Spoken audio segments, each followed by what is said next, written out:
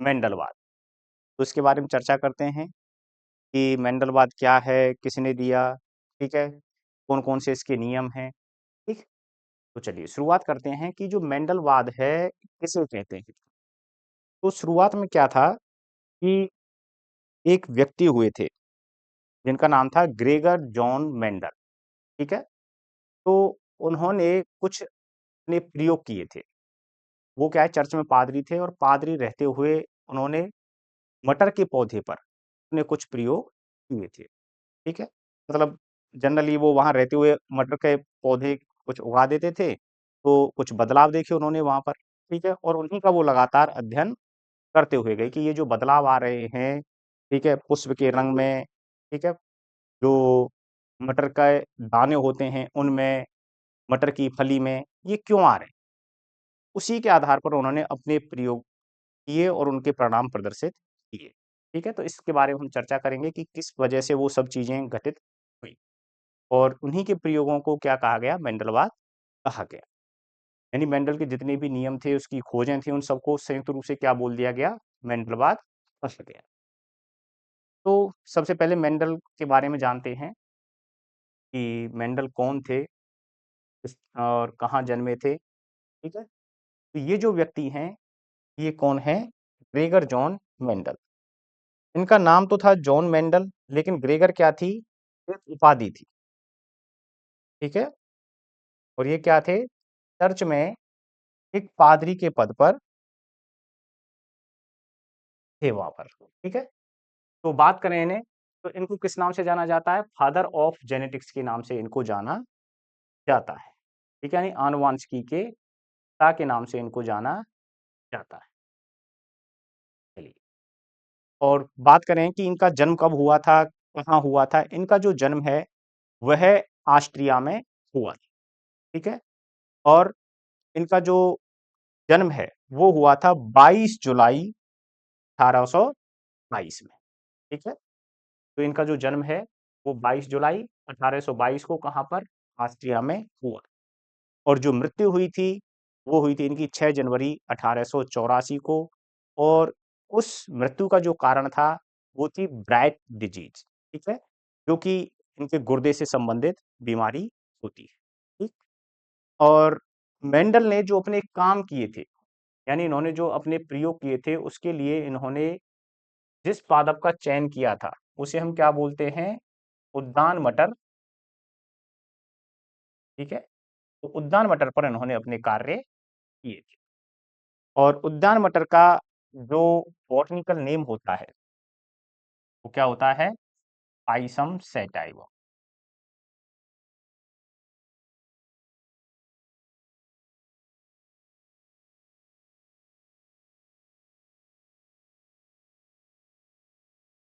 तो ये उद्यान मटर का वानस्पतिक नाम, बॉटनिकल नेम होता है।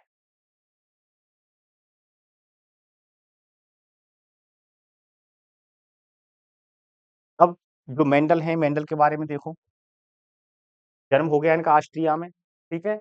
और इनको फादर ऑफ जेनेटिक्स के नाम से जाना जाता है और ये क्या थे? चर्च में एक पादरी थे और उन्होंने जो अपना काम किया था, वो किस पर किया था? उद्यान मटर पर कार्य किया था। इसी उद्यान मटर को किस नाम से जाना जाता है? पाइसम सैटाइवम के नाम से जाना जाता है।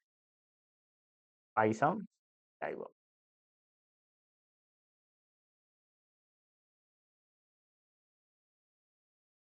ठीक? और इन्होंने जो मटर पर अपने कार्य किए, वो 1857 से लेकर के 1865 तक अपना कार्य किया, ठीक है?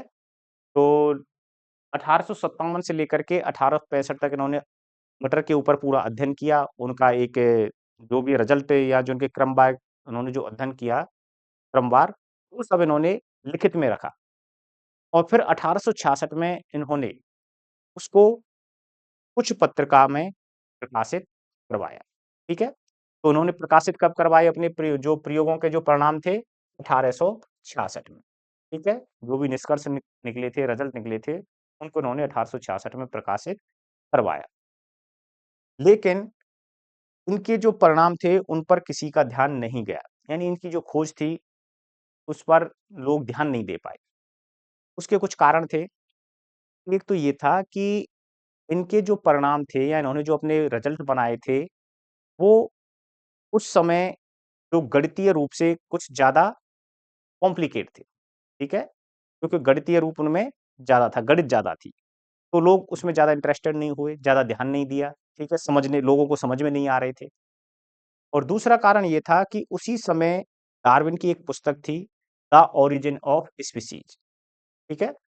तो उस पर क्योंकि वो उस समय के एक बहुत बड़े व्यक्ति थे, तो उस पर सभी लोगों का ध्यान था। तो इन्होंने जो अपने रिज़ल्ट प्रकाशित किए, उस पर किसी का ध्यान नहीं गया, ठीक है? तो ये 2 इसके मुख्य कारण थे। एक तो डार्विन की पुस्तक थी द ओरिजिन ऑफ स्पीशीज़, उस पर सभी लोग बातों करने में या उसको समझने में लोग बिज़ी थे, व्यस्त थे ज़्यादा। और दूसरे इनके जो प्रयोग थे, जिन किसी ने भी ध्यान दिया तो उनको समझ में नहीं आया, ठीक है भाई कि ये क्या कर दिया है, कुछ समझ में उनको बैठा नहीं क्योंकि वो समझने में कठिनाई थी, गणितीय रूप ज़्यादा था, इस वजह से। तो इस वजह से उस समय इनके जो प्रयोग के रिज़ल्ट थे, वो दबे रह गए, लोगों को ध्यान नहीं गया। फिर मेंडल के जैसे ही प्रयोग अलग-अलग वैज्ञानिकों ने अलग-अलग देशों में रहते हुए किए, ठीक है?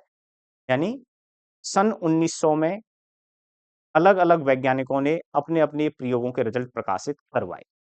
तो उनके जो रिज़ल्ट आए थे, वो रिज़ल्ट बिल्कुल मेंडल के जिस तरह से रिज़ल्ट थे, परिणाम थे, उसके समान थे। तब लोगों का ध्यान गया कि भाई ये जो आज वैज्ञानिक या जो लोग ये रिज़ल्ट अपने प्रकाशित करवा रहे हैं, वो कौन-कौन से थे? जैसे ह्यूगो डी वरीज़ थे, ठीक है? एरिक वॉन शेरमार्क थे और एक कार्ल कोरेन्स। इन लोगों ने जो अपने परिणाम दिए, इनके जो परिणाम थे, क्योंकि अलग-अलग देश से संबंधित थे, इन्होंने अपने-अपने अलग रूप से स्वतंत्र रूप से अपने परिणाम प्रकाशित करवाए। लेकिन इनके परिणाम जो थे, जो रिज़ल्ट थे, वो बिल्कुल मेंडल के जो निष्कर्ष थे, उनसे मैच खा रहे थे। तो लोगों का ध्यान गया कि भई जो रिज़ल्ट आज ये लोग दे रहे हैं, सन 1900 में, उस तरह के रिज़ल्ट तो यानी उस तरह के प्रयोग तो मेंडल आज से 34 साल पहले 1866 में ही प्रकाशित करवा चुके हैं। तो तब लोगों का ध्यान गया मेंडल के निष्कर्षों पर और इसी चीज़ को कहा गया पुनर्मेंडलवाद। तो यहाँ पर क्वेश्चन आता है कि पुनर्मेंडलवाद किसके द्वारा दिया गया? पुनर्मेंडलवाद दिया गया 3 वैज्ञानिकों के द्वारा। कौन-कौन से थे? कार्ल कोरेन्स, हुगो डी वरीज और एरिक वॉन शेरमार्क। अब जो कार्ल कोरेन्स थे, ये जर्मनी के थे और इन्होंने जो अपना कार्य किया था, जिस तरह से मेंडल ने अपने जो प्रयोग किए थे, वो किस पर किए थे? पाइसम सैटाइवम पर किए थे, मटर के पादप पर किए थे। उसी प्रकार से कार्ल कोरेन्स ने जो अपने प्रयोग किए थे, वो मक्का के पौधे पर किए थे और जो ह्यूगो डी वरीज थे, जो कहाँ के थे? हॉलैंड के थे। इन्होंने जो अपने प्रयोग किए, वो एक प्रिमरोज़ जो पुष्पीय पादप होता है, उस पर किए थे और एरिक वॉन शेरमार्क जो कि ऑस्ट्रिया के थे, ठीक है? जहाँ से मेंडल संबंध रखते हैं। तो इन्होंने जो अपने प्रयोग किए, वो विभिन्न पुष्पीय अलग-अलग प्रकार के पुष्पीय पादपों पर किए थे, ठीक है? तो इन्होंने अलग-अलग पादपों पर प्रयोग करते हुए जो रिजल्ट प्राप्त किए, वो मेंडल ने जिस तरह से मटर के पादप पर पाइसम सैटाइवम पर कार्य करते हुए प्राप्त किए, उसी प्रकार के रिजल्ट प्राप्त किए, ठीक है? तो इसीलिए इन इन्होंने जो खोज की, ठीक है? इन्होंने जो अपने रिजल्ट दिए, उसी को क्या कहा गया? पुनर्मेंडलवाद कहा गया। यानी जो मेंडल ने जिस तरह के परिणाम दिए थे, उसी तरह के मेंडल के जैसे ही परिणाम इन्होंने दिए। यानी मेंडल का ही दोबारा से क्या कर दिया उन्होंने नियमों को जो परिणाम थे उनको वापस से दिया। इसलिए इसको कहा गया पुनर्मेंडलवाद। तो पुनर्मेंडलवाद कब दिया गया? सन 1900 में दिया गया, ठीक? पुनर्मेंडलवाद कितने वैज्ञानिकों के द्वारा दिया गया? 3 वैज्ञानिकों के द्वारा दिया गया। अलग-अलग पौधों पर प्रयोग करते हुए दिया गया। अलग-अलग देशों के जो वैज्ञानिक थे, साइंटिस्ट थे, उनके द्वारा दिया गया। अब यहाँ पर बात आती है कि जो मेंडल था, उसके प्रयोग कितने वर्षों तक परिणामों पर लोगों का ध्यान नहीं दिया गया, ठीक है? या फिर उसके प्रयोगों के कितने साल बाद पुनर्मेंडलवाद दिया? तो उसका आंसर आता है 34 वर्ष, ठीक है? तो मेंडल के निष्कर्षों के प्रकाशित होने के 34 वर्ष बाद पुनर्मेंडलवाद दिया गया या 34 वर्षों तक उसके जो प्रयोग थे या उनके जो परिणाम थे वो दबे रहे, ठीक है? और उसकी मृत्यु के कितने साल बाद पुनर्मेंडलवाद दिया गया मेंडल की मृत्यु के? ये तो हो गया उसके निष्कर्ष देने के कितने साल बाद पुनर्मेंडलवाद दिया गया? क्योंकि 1866 में दिया गया मेंडल ने अपने प्रयोग मेंडलवाद जो दिया, अपने प्रयोगों के जो परिणाम दिए, निष्कर्ष दिए, उसको तो बोल दिया गया मेंडलवाद। तो यहाँ से पूछ सकता है कि मेंडलवाद कब दिया गया? क्योंकि मेंडलवाद तो मेंडल के नियम थे, ठीक है? उसके निष्कर्ष थे। तो मेंडलवाद कब दिया गया? 1866 में। और पुनर्मेंडलवाद कब दिया गया? सन 1900 में। अब मेंडल की मृत्यु के कितने समय बाद पुनर्मेंडलवाद दिया गया? तो मेंडल की मृत्यु कब हुई? 1884 में। तो 1900 और 1884 में कितना डिफरेंस है? 16 साल का। तो मेंडल की मृत्यु के 16 साल बाद पुनर्मेंडलवाद दिया। ठीक है? तो यहां पर इस तरह से ये क्वेश्चन बन सकते हैं। ठीक है? तो हम एक यहां लिख सकते हैं मेंडल की मृत्यु के 16 वर्ष बाद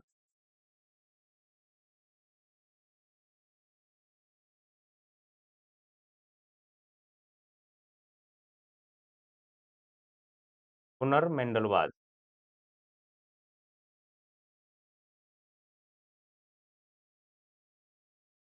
दिया गया।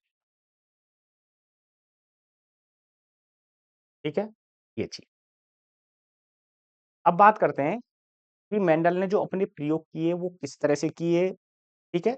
और मेंडल ने जो मटर के पादप का चयन किया, ठीक है?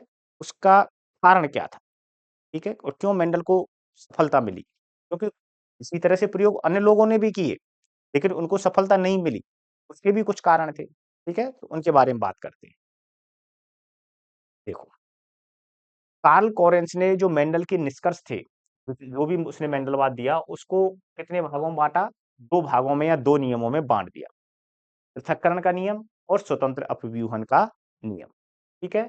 और मेंडल की जो सफलता है, उसका जो कारण है, वो क्या कौन-कौन से हैं? क्योंकि एक तो ये था कि जो मेंडल है, ठीक है? उसने मटर के पादप का चयन किया और मटर के पादप के चयन करने से क्या लाभ मिला?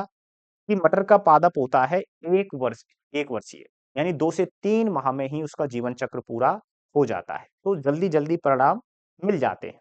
तो रिजल्ट्स को लिखने में आसानी रहती है, प्रयोग के रिजल्ट्स आने में ज़्यादा समय नहीं लगता। ठीक है? 1 वर्षीय पादप होता है, जीवन चक्र 2 से 3 महीने का होता है। और मटर के पौधे में तो विपरीत विभेद के लक्षण हैं। यानी जो पौधे में जिन लक्षणों को हम आसानी से देख सकते हैं और उनको हम अनुभव कर सकते हैं। तो जो विपरीत विभेद के या विपर्यासी लक्षण थे, वो अधिक स्पष्ट थे। इसमें मटर के पौधे में। बात करेंगे कौन-कौन से लक्षण थे जो मेंडल ने चुने थे। 7 जोड़ी विपरीत विभेद के लक्षण मेंडल ने चुने थे। क्वेश्चन बनता है यहाँ पर कि मेंडल ने कितने जोड़ी विपरीत विभेद के लक्षणों मटर में कितने जोड़ी विपरीत विभेद के लक्षणों का अध्ययन किया था? तो मेंडल ने मटर में 7 जोड़ी विपरीत विभेद के लक्षणों का क्या किया था? अध्ययन किया। और जो मटर का पादप होता है, सामान्यतः प्राकृतिक रूप से उसमें स्वपरागण होता है, क्योंकि वो उसमें द्विलिंगी होता है। ठीक है? उसमें नर जो पुंकेसर है और स्त्री केसर दोनों ही उसमें उपस्थित होते हैं। तो जो मटर का पौधा है उसमें सामान्यतः क्या होता है? स्वपरागण। लेकिन परपरागण भी कराया जा सकता है। तो एक इसके लिए एडवांटेज रहा मेंडल के लिए। और मेंडल ने क्या किया था कि जो प्रथम पीढ़ी प्राप्त की थी वो परपरागण से प्राप्त की थी। और इसके बाद की जितनी भी अन्य पीढ़ियाँ थी, वो मेंडल ने स्वपरागण के द्वारा प्राप्त की थी। ठीक है? किस तरह से आगे बात करेंगे हम। और मेंडल ने एक बार में या एक समय में केवल 1 जोड़ी या 2 जोड़ी लक्षणों की वंशागति का अध्ययन किया था। ये इसका विशेष एडवांटेज था। ठीक है? जो कि कुछ हम अन्य अपवाद पढ़ेंगे, तो उस वजह से क्या है कि मेंडल फेल नहीं हुआ या फिर उसको जो जैसे संलग्नता थी, वो प्राप्त नहीं हुई थी। क्योंकि मेंडल ने केवल एक बार में 1 जोड़ी या 2 जोड़ी विपरीत विभेद के लक्षणों का अध्ययन किया। जबकि कुछ लोग क्या कर रहे थे कि उन्होंने ऐसे पौधों का चयन किया जिनका जीवन चक्र बहुत बड़ा था या जिनमें केवल स्वपरागण पाया जाता, परपरागण नहीं करा सकते थे। ठीक है? या फिर मतलब उन्होंने एक साथ बहुत सारे विपरीत विभेद के लक्षणों का अध्ययन किया था। ये अन्य लोगों की असफलता के कारण बने थे। जबकि मेंडल ने इस तरह से प्रयोग किए तो मेंडल सफल रहा। ठीक। तो आगे बात करते हैं मटर से संबंधित। मेंडल के द्वारा जो 7 जोड़ी विपरीत विभेद के लक्षणों का चयन किया गया वो कौन कौन से थे? ठीक है। सबसे पहले बात करें हम, पहला है पादप की लंबाई। नंबर एक कौन सा हो गया? पादप की लंबाई। अब जो पादप की लंबाई है, ठीक है, इसमें जो लंबेपन का कैरेक्टर होता है वो प्रभावी लक्षण होता है, और जो बौनेपन का लक्षण है वो अप्रभावी लक्षण होता है। इसी तरह से दूसरा जो लक्षण था वो था पुष्प की स्थिति, यानी पुष्प कहाँ रहेगा। पक्षीय का मतलब है कि अंत में, जैसे मान लो कि ये पौधा है, ठीक है, ये इसकी डाली है। अब पुष्प एक तो बन रहा है बिल्कुल लास्ट में जाकर के, ठीक है, इसको तो बोलेंगे हम पक्षीय, या फिर जो ये डाल बनी इसके लास्ट में जाकर के हो गया, तो ये पुष्प तो कौन सा कहलाएगा? सॉरी, कक्षस्थ और शीर्षस्थ। ठीक है,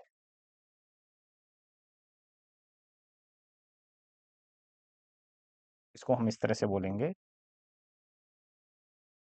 यानी इस तरह से डाल यहाँ से छटी, तो यहाँ पर जो इसकी कलिका निकलेगी, पुष्प बनेगा, वो कहाँ से? इसकी कक्ष से निकलेगा। ठीक है, यहाँ से दूसरी डाल छटी तो इस दोनों की जो ब्रांचिंग हो रही है उस जगह से पुष्प निकलता है। तो एक तो ये स्थिति होती है पुष्प की, और दूसरी होती है बिल्कुल लास्ट में जाकर के, इस तरह से ये पौधा है, इसके लास्ट में जाकर के पुष्प लगेगा, या फिर यहाँ से कोई डाली छटी है तो वहां लास्ट में जाकर के पुष्प लगेगा। जैसे यहाँ पर बात करें हम पुष्प की, तो कहाँ गया पुष्प का कैरेक्टर इसमें? देखो, ये वाला, ये तो हो गया टर्मिनल, यानी बिल्कुल लास्ट में जाकर के पुष्प लग रहे हैं, और गुच्छस्थ यानी हर एक जहां से डाल बन रही है वहां से पुष्प क्या है? छट रहा है। ठीक है, अगला है पुष्प का रंग। पुष्प के रंग में प्रभावी कैरेक्टर कौन सा है? यदि पुष्प के रंग की हम बात करें तो कौन सा रंग प्रभावी रहेगा पुष्प के रंग का, कौन सा अप्रभावी रहेगा? तो पुष्प के रंग की बात करें तो बैंगनी रंग का जो पुष्प है वो प्रभावी रहेगा, जबकि सफेद रंग का जो पुष्प है, पुष्प का सफेद रंग कैसा रहेगा? अप्रभावी रहता है। नेक्स्ट, फली की आकृति,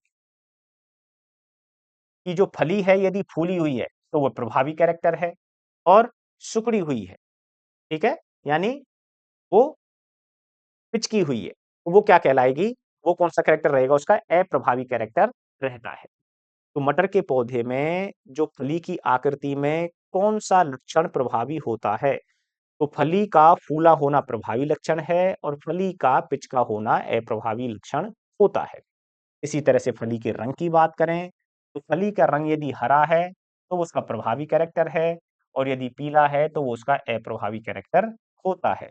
इसी तरह से बीज की आकृति की बात करें, जो मटर का दाना है वो बिल्कुल राउंड है, गोल है, वो उसका प्रभावी कैरेक्टर है, और झुर्रीदार है यानी पिचका हुआ है। ठीक है, जगह जगह कैसा होता है?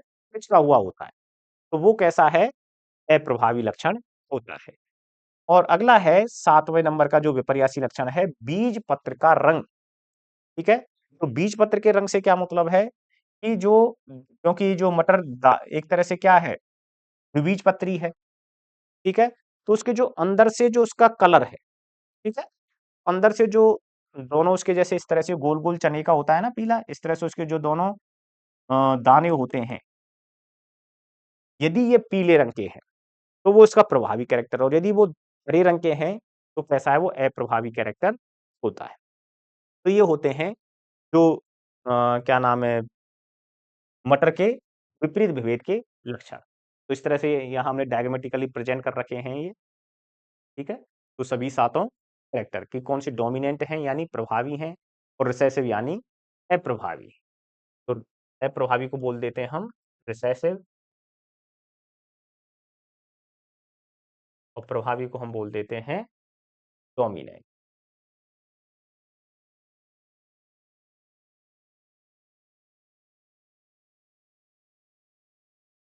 तो पादप की लंबाई, पुष्प की स्थिति, पुष्प का रंग, फली की आकृति, फली का रंग, बीज की आकृति, बीज पत्र का रंग, ये जो सातों विपर्यासी विपरीत विभेद के लक्षण हैं, इन्हीं का मेंडल ने अध्ययन किया था। ठीक है, अब ये जो सातों कैरेक्टर हैं, ठीक है, तो मटर में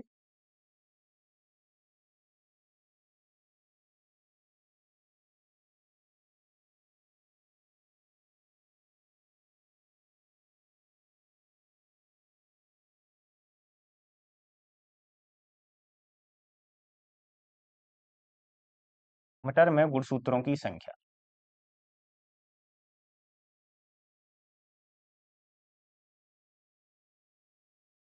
कितनी होती है? 14 या 7 जोड़ी। ठीक है। अब जो मेंडल के इन 7 विपर्यासी विपरीत भेद के लक्षणों का अध्ययन किया, 7 जोड़ी विपरीत विभेद के लक्षणों की जीन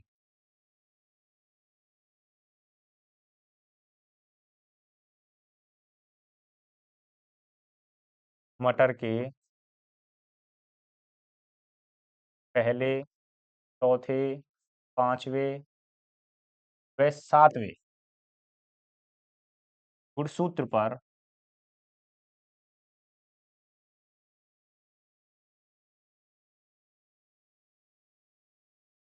स्थित थे। यानी मेंडल ने जिन 7 जोड़ी विपरीत विभेद के लक्षणों का अध्ययन किया, जो उनकी जो जीन थी वो कौन कौन से पहले, चौथे, पांचवें और सातवें नंबर के जो गुणसूत्र थे उन पर उपस्थित। ठीक है।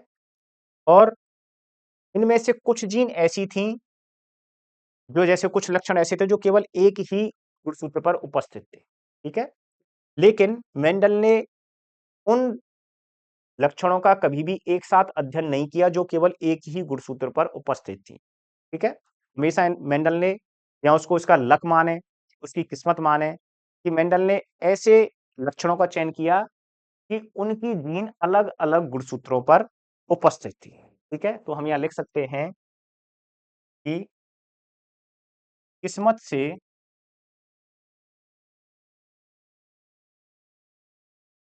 मेंडल ने ऐसे लक्षणों की वंशागति का अध्ययन किया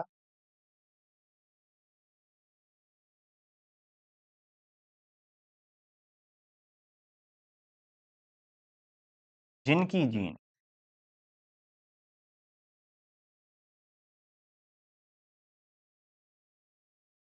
अलग अलग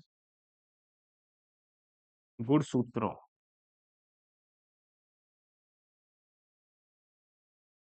स्थित थी। ठीक है। जिसकी वजह से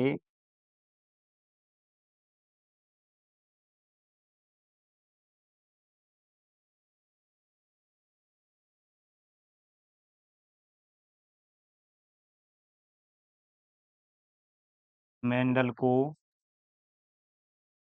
सहलग्नता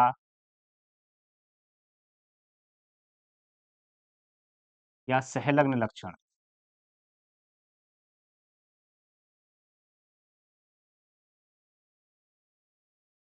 प्राप्त नहीं हुई। ठीक है। और मेंडल सफल रहा। तो एक तो ये कारण था इसकी सफलता का, कि मेंडल ने कभी भी ऐसी कुछ लक्षणों का चयन नहीं किया जिसकी जीन, इन दो लक्षणों की जीन केवल एक ही गुणसूत्र पर उपस्थित हो। ठीक है। अब बात करते हैं कि जो मेंडल था, उसने कौन कौन से अपने प्रयोग किए थे। ठीक है। और कौन सी तकनीक का उपयोग किया। तो ये मेंडल के 7 कैरेक्टर हो गए जिनको मेंडल ने चुना। ठीक है। इन 7 जो कैरेक्टर थे, इनकी जो जीन थी, वो कौन कौन से नंबर के क्रोमोसोम पर थे?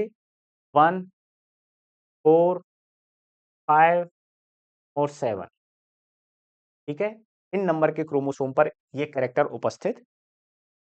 ठीक है। तो यहां से क्वेश्चन बन सकता है कि मेंडल के जो 7 जोड़ी विपरीत विभेद के लक्षण थे, वो कितने गुणसूत्रों पर उपस्थित थे? वो कितने गुणसूत्रों पर उपस्थित हैं वो? 1, 2, 3, 4। तो 4 गुणसूत्रों पर इसके टोटल सातों कैरेक्टर जो विपरीत विभेद के लक्षण है वो उपस्थित होते हैं। ठीक। अब यहां पर मेंडल ने अपने जितने भी प्रयोग किए, यानी एकल संकर संकरण का प्रयोग किया, द्विसंकर संकरण का प्रयोग किया। ठीक है। तो उसके लिए इसने स्वपरागण और परपरागण विधि का उपयोग किया। स्वपरागण तो सामान्यतः मटर के पौधे में पाया जाता है, लेकिन मेंडल ने जो परागण करवाया था, ठीक है, तो उसके लिए एक विशेष तकनीक का उपयोग किया। तो उस तकनीक का नाम था विपुंसन एवं स्थलीकरण। ठीक है, तो ये तकनीक क्या थी, इसके बारे में बात करते हैं।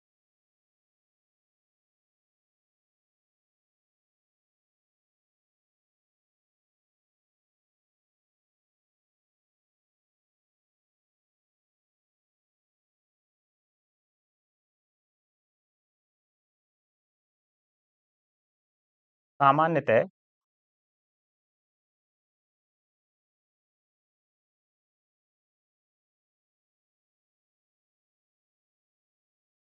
सामान्यतः क्या है, प्राकृतिक रूप से बोल सकते हैं।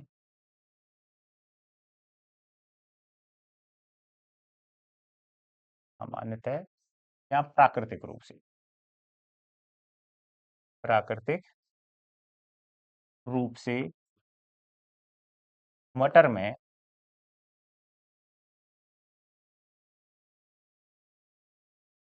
पौधे में स्वयं परागण पाया जाता है।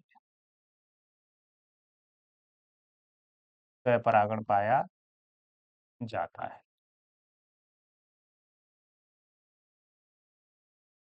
लेकिन मेंडल ने F1 पीढ़ी यानी प्रथम पीढ़ी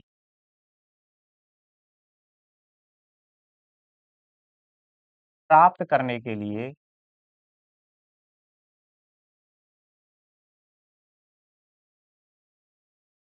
पर परागण करवाया था। पर परागण करवाया था। ठीक है, अब इस पर परागण के लिए, इसके लिए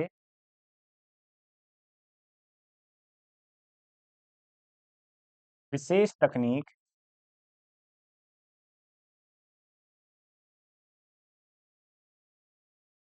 विपुंसन एवं थैलीकरण, विपुंसन एवं थैलीकरण, एवं थैलीकरण अपनाई। ठीक है, देखो, तो मेंडल ने अपने प्रयोग किए थे। ठीक है, तो मेंडल ने कौन कौन से प्रयोग किए थे, इसने एकल संकर संकरण का क्रॉस और द्विसंकर संकरण का प्रयोग किया था।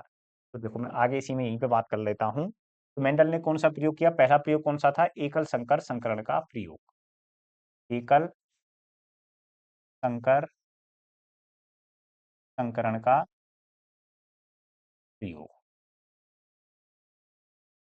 तो एकल संकर संकरण का प्रयोग किसे कहते हैं, एकल संकर संकरण का प्रयोग कहते हैं कि जब मेंडल ने एक जोड़ी विपरीत विभेद के लक्षणों के मध्य क्या करवाया, क्रॉस करवाया। ठीक है, तो इसमें क्या किया जाता है, एक जोड़ी विपरीत विभेद के, विपरीत विभेद के लक्षणों के मध्य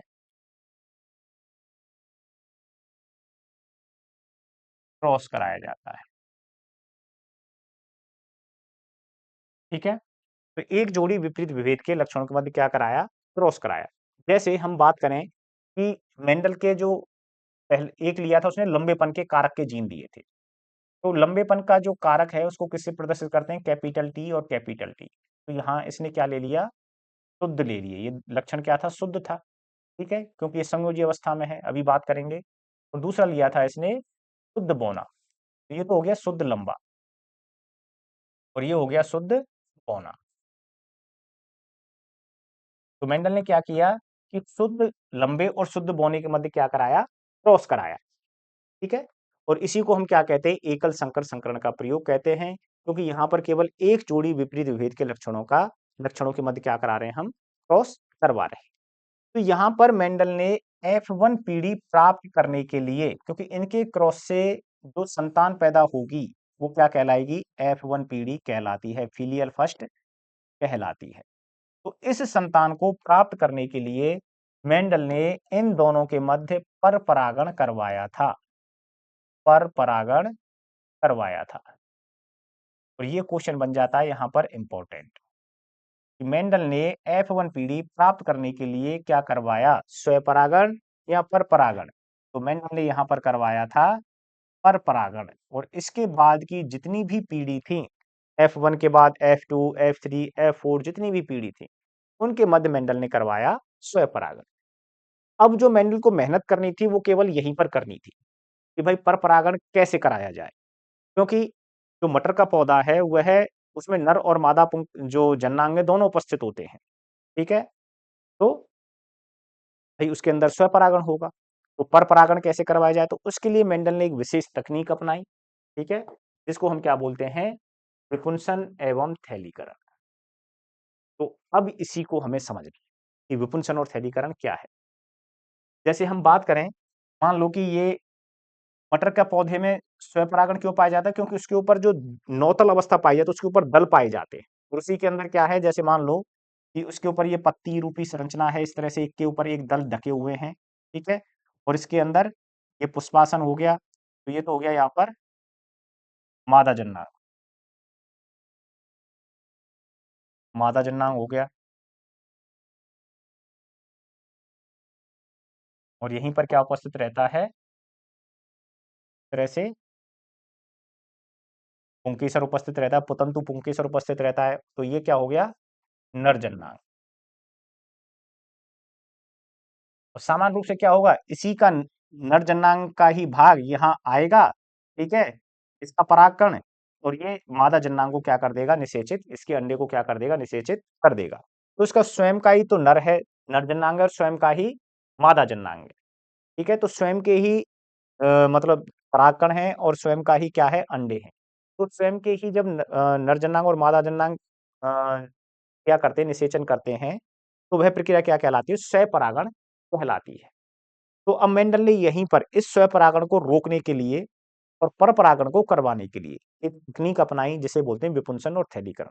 तो मेंडल ने क्या किया कि यहाँ पर जो फूल के अंदर नर जन्नांग था, ठीक है, इसको काट दिया, ठीक है, नर जन्नांग को हटा दिया। तो नर जन्नांग को हटाना ही मटर के पौधे से, पौधे के नर जननांग को, नर जननांग, और नर जननांग क्या था उसका, पुंकेसर, पुंकेसर को हटाना विपुंसन कहलाता है।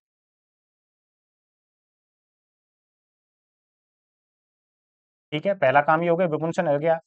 अब नर जननांग हट गया, लेकिन अब क्या बचा, सीधा ये किसकी तरह हो गया, मादा की तरह काम करेगा। अब कहीं कोई अवांछित, कैसा, अवांछित, अवांछित का मतलब है जिसे हम नहीं चाहते, कहीं कोई वह परागण आकर के इस मादा जन्नांग को या मादा के अंडे को निषेचित ना कर दे। तो इस अवांछित परागकण द्वारा निषेचन को रोकने के लिए मेंडल ने क्या किया, उस पौधे के ऊपर, इस पौधे से मतलब है कि जैसे मान लो कि आगे ये इस तरह से हो गया, ये क्या हो गया, इसका पुष्पासन, और यहाँ इसके ऊपर क्या हो गई, ये दल हो गए, ठीक है।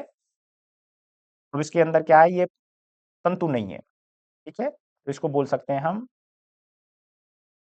कटा पुतंत, कटा हुआ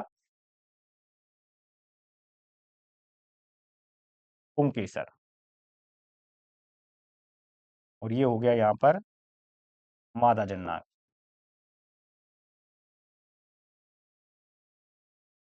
ठीक है, ये मादा जन्नांग हो गया। तो अब इसमें अवांछनीय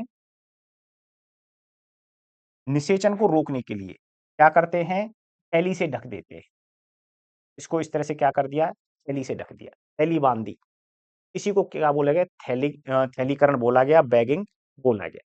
तो यहाँ पर हम बोल सकते हैं ये क्या हो गई, थैलीकरण। और थैलीकरण क्यों किया गया, अवांछनीय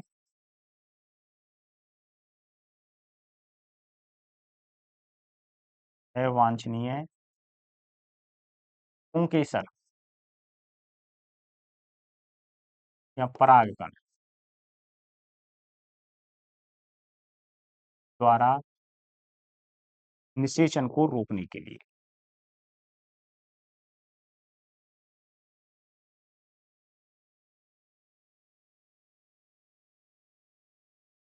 ठीक है? तो अवांछनीय परागकण के द्वारा निषेचन को रोकने के लिए ही थैलीकरण विधि अपनाई गई। तो सबसे पहले हमने परागकण को पर परागण को करने के लिए क्या किया? नर जननांग को काटा, ठीक है? तो इस तरह से क्या है, एक वो एकलिंगी की तरह कार्य करेगा। अब बचा केवल मादा जन्नांग, और मादा जन्नांग को हमने थैली से ढक दिया। क्यों ढक दिया? कि जिससे कहीं कोई ऐरे-गैरे जो कोई भी परागकण है वो आकर के इसको निषेचित ना कर दे। यहाँ से आगे क्या करेंगे कि भाई हमें ये पता है कि ये मादा जन्नांग है। अब हम अपनी इच्छानुसार जिस पौधे से इसका क्रॉस कराना चाहते हैं, उस पौधे के परागकणों को पेट्री डिश में ब्रश की सहायता से जड़ाते हैं, ठीक है? यहाँ पर इस थैली को हटाया जाता है और ऊपर पेट्री डिश से यहाँ पर उन परागकणों को यहाँ पर छिड़का जाता है। तो यहाँ पर जिन परागकणों को हम डाल रहे हैं इस पुष्प के ऊपर, इस मादा जन्नांग के ऊपर, तो हमें पता है ना कि ये पुंकेसर जो हैं या जो परागकण हैं वो किस पौधे के हैं, ठीक है? तो यहाँ पर जो हमें रिजल्ट मिलेंगे हम उनका आकलन कर सकते हैं कि भाई हमने इस तरह के पौधे का इस तरह की मादा जो थी उससे क्रॉस कराया, उसके साथ इनका निषेचन करवाया, तो वहाँ रिजल्टों में शुद्धता बनी रहती है। तो इस वजह से मेंडल ने पर परागण को करवाने के लिए एक मटर के पादप को नर की तरह काम में लिया और दूसरे मटर के पादप को किसकी तरह काम में लिया? मादा की तरह काम में लिया। तो अलग-अलग लिंग प्राप्त करने के लिए, ठीक है, मेंडल ने विपुंसन और स्थैलीकरण की तकनीक अपनाई, ठीक है? और स्वतंतु को काटा और उसको ऊपर से थैली से ढक दिया, जिससे जो नर जन्नांग है और मादा जन्नांग है उनकी शुद्धता बनी रहे, ठीक है? तो ये काम किया मेंडल ने और फिर क्या किया? ये अब जो फूल था वो शुद्ध मादा जन्नांग हो गया। और जिस पौधे से क्रॉस कराना था मेंडल को, उसके परागकण लिए पेट्री डिश में, उसकी सहायता से और उसके ऊपर यहाँ थैली को हटाया और उस पुष्प के ऊपर उसने छिड़क दिया, ठीक है? और वापस से थैली को लगा दिया, जिससे कि सही तरीके से निषेचन हो सके। तो इस तरह से मेंडल ने पर परागण करवाया, ठीक है? तो ये होती है विपुंसन और थैलीकरण की प्रक्रिया। अब आगे की बात करने से पहले एकल संकर संकरण को और द्विसंकर संकरण को आगे पढ़ने से पहले हम बात करते हैं कुछ इंपॉर्टेंट टर्म्स के बारे में, ठीक है? देखिए, ये कुछ टर्मिनोलॉजी है, जिसमें सबसे पहले है कारक। कारक किसे कहते हैं? सामान्यतः जो हम नॉर्मल भाषा में बात करते हैं ना, जी, उन्हीं को हम क्या कहते हैं? कारक कहते हैं। भाई किसी भी लक्षण की जो प्रकट हो रहे हैं, उसके लिए कौन ज़िम्मेदार होते हैं? जीन ज़िम्मेदार होते हैं। तो जीन को ही कारक कहते हैं और मेंडल ने इन कारकों को ही क्या कहा था? एलिमेंट कहा था, ठीक है? और जीन किसने कहा था इनको? जॉनसन ने कहा था, ठीक है? तो लक्षणों की वंशागति के लिए जो ज़िम्मेदार होते हैं, उन्हें हम क्या कहते हैं? कारक कहते हैं। लेकिन आज के समय में इन्हीं को क्या बोलते हैं हम? जीन कहते हैं और इन्हीं जीन को या कारकों को मेंडल ने क्या कहा था? एलिमेंट कहा था। मेंडल ने कारक नहीं कहा था। मेंडल ने तो इनको अपनी जो भी मेंडलवाद दिया था उसमें एलिमेंट नाम से इनको प्रकट किया था या प्रदर्शित किया था। तो मेंडल ने कारकों को एलिमेंट कहा था, ये याद रखना है। ठीक है? का हम यहाँ पर नॉर्मली क्या पढ़ रहे हैं? कारक पढ़ रहे हैं साहब, कारक, कारक, कारक। लेकिन कारक मेंडल ने नहीं कहा। मेंडल ने कारकों को क्या कहा? एलिमेंट कहा और जॉनसन ने इनको क्या कहा? जीन कहा था। तो जीन, एलिमेंट और कारक तीनों ही एक ही चीज होती है, जो क्या करती हैं? लक्षणों की वंशागति के लिए जिम्मेदार होती है। ठीक है? चाहे तो हम इनको मेंडल कहें, वो कारक कहें, चाहे हम इनको जीन कहें और चाहे हम कहें इनको एलिमेंट। तीनों का मतलब एक ही है। ठीक? अब पढ़ते हैं अगली टर्मिनोलॉजी है युग्म विकल्पी। सबसे पहले कि कोई भी लक्षण, ठीक है, वह एक जोड़ी जीनों के द्वारा नियंत्रित होता है। किसके द्वारा नियंत्रित होता है? एक जोड़ी जीन के द्वारा नियंत्रित होता है। तो युग्मकल भी किसे कहेंगे? किसी भी जीन का एकांतरित स्वरूप, जो 2 जीन हैं, जिसके द्वारा कोई भी लक्षण प्रकट हो रहा है, तो उस जीन का कोई एकांतरित स्वरूप है, यानी जो है वह रूप प्रदर्शित हो रहा है, उसके अलावा अन्य कोई और रूप है उस जीन का, ठीक है, तो वह क्या कहलाता है? युग्म विकल्पी कहलाता है। किसी जीन के एकांतरित स्वरूप जो कहाँ स्थित होते हैं? समजात गुणसूत्रों पर उपस्थित होते हैं, समजात गुणसूत्रों पर समान स्थान पर। और जीन जिस जगह पर स्थित होते हैं वह स्थान क्या कहलाता है? लोकस कहलाता है। क्या कहलाता है? लोकस। जिस जगह पर जीन उपस्थित होते हैं, जीन का, और कहां पर? गुणसूत्र पर। गुणसूत्र पर जीन का स्थान क्या कहलाता है? लोकस। तो युग्म विकल्पी किन्हें कह रहे हैं? किसी भी जीन का एकांतरित स्वरूप। जैसे हम बात करें, हम किसके बारे में बात कर रहे थे कि जैसे लंबेपन की जीन थी, ठीक है, वहां पर हम विपरीत विभेद के लक्षणों की बात कर रहे थे। तो विपरीत विभेद के जो विपर्यासी लक्षण थे, वैसे प्रभावी लक्षण कौन सा था? लंबेपन की हम बात करें तो लंबा प्रभावी कैरेक्टर था, और अप्रभावी कैरेक्टर कौन सा था? बौना था। तो यदि लंबेपन की जीन की बात करें तो लंबेपन की जीन को हम प्रदर्शित करते हैं कैपिटल लेटर से, यानी टॉल। बौनेपन की जीन को हम प्रदर्शित करते हैं स्मॉल टी से, ठीक है। तो यदि कोई पादप शुद्ध लंबा है तो उसे हम कैपिटल टी से प्रदर्शित करेंगे। दोनों जीन उसकी कैसी हैं? Capital T capital T. तो ये क्या कहलाएगा? शुद्ध लंबा कहलाएगा, क्योंकि दोनों जीन कैसी हैं? समान। और ये इसको हम प्रदर्शित करेंगे स्मॉल टी से, ये क्या कहलाएगा? शुद्ध बौना। तो अब देखो, जो लंबेपन का कारक है, लंबेपन का जो लक्षण है, उसका एक जीन तो है कैपिटल टी और दूसरा जीन है स्मॉल टी। तो इस लंबेपन की इस जीन का ये क्या हो गया? दूसरा रूप। कौन सा? स्मॉल टी, बौना रूप। तो क्या है ये? लंबेपन की जीन का एकांतरित स्वरूप है, यानी ये नहीं पाया जाएगा तो ये जीन उसमें पाई जाएगी। तो किसी जीन के एकांतरित स्वरूप क्या कहलाते हैं? युग्म विकल्पी कहलाते हैं, ठीक है। तो ये बात हो गई कौन सी? युग्म विकल्पी, ठीक। अब अगला है समयुग्मजी यानी होमोजाइगस। जब जोड़े की दोनों जीन, यानी जिस लक्षण को वो प्रकट कर रही हैं, एक जीन माता से मिलेगी और एक जीन पिता से मिलेगी। माता और पिता दोनों से एक-एक जीन मिलती है। तो यदि जोड़े के दोनों कारक या जीन समान है, तो वह अवस्था क्या कहलाती है? होमोजाइगस कहलाती है। जैसे हम अभी बात कर रहे थे लंबेपन के कारक की। तो लंबेपन में यदि जोड़े की दोनों जीन कैपिटल टी है, या स्मॉल टी और स्मॉल टी है, तो ये दोनों जोड़े की जीन कैसी हैं? समान। तो ये अवस्था क्या कहलाएगी? समयुग्मजीय अवस्था कहलाएगी, होमोजाइगस अवस्था कहलाएगी, ठीक है। जब जोड़े की दोनों जीन कैसी हैं? समान है। और यदि जोड़े की दोनों जीन कैसी हैं? असमान। मान लो एक आ गई कैपिटल टी और एक आ गई स्मॉल टी, तो यह अवस्था कहलाती है विषम युग्मजी। यानी जो दोनों जोड़े के दोनों कारक हैं, ठीक है, या जीन है, वो कैसे हैं? असमान। एक कैपिटल टी और एक स्मॉल टी, एक प्रभावी जीन है और दूसरी अप्रभावी जीन है। तो यह अवस्था क्या कहलाती है? विषम युग्मजी अवस्था कहलाती है, ठीक। अगला है यहीं पर एक आता है अर्धयुग्मजी अवस्था। कौन सी होती है? अर्धयुग्मजी। ये क्या होती है? देखो इसको लास्ट में देखते हैं हम। यानी जब जोड़े की, अर्धयुग्मजी, जब जोड़े का केवल एक कारक उपस्थित हो, जब जोड़े की केवल एक जीन या कारक उपस्थित हो, यानी जोड़े की केवल एक जीन उपस्थित हो या केवल एक कारक उपस्थित हो, यानी कैपिटल टी और स्मॉल टी में से केवल एक ही कारक वहां पर उपस्थित है, दूसरा नहीं है, तो यह अवस्था क्या कहलाती है? अर्धयुग्मजी अवस्था कहलाती है। जैसे लिंग गुणसूत्रों के लिए जो शुक्राणु और अंडाणु होते हैं, वो कैसे होते हैं? अर्धयुग्मजी अवस्था या हेमीजाइगस अवस्था में होते हैं। अर्धयुग्मजी को ही क्या बोल देते हैं हम?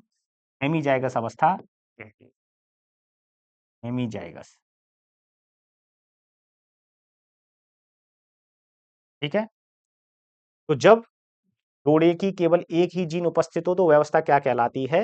हेमिजाइगस अवस्था या अर्धयुग्मजीय अवस्था कहलाती है। अगला है लक्षण प्रारूप।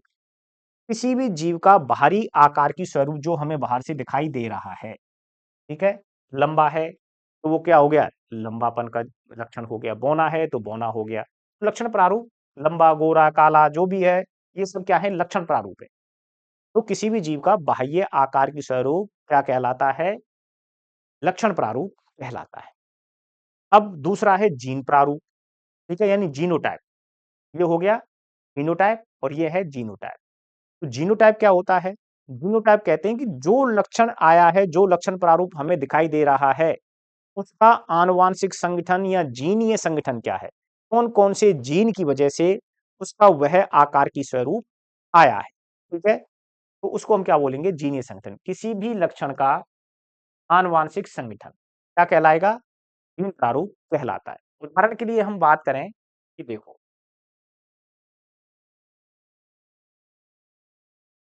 जीनोटाइप